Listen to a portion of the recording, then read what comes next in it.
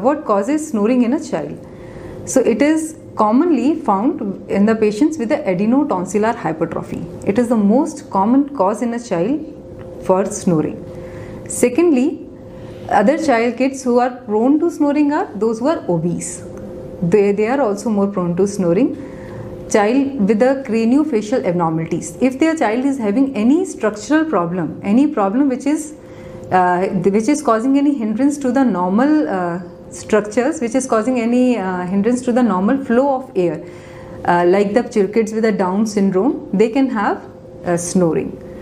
Fourthly, the kids who have deviated nasal septum, they can have this problem.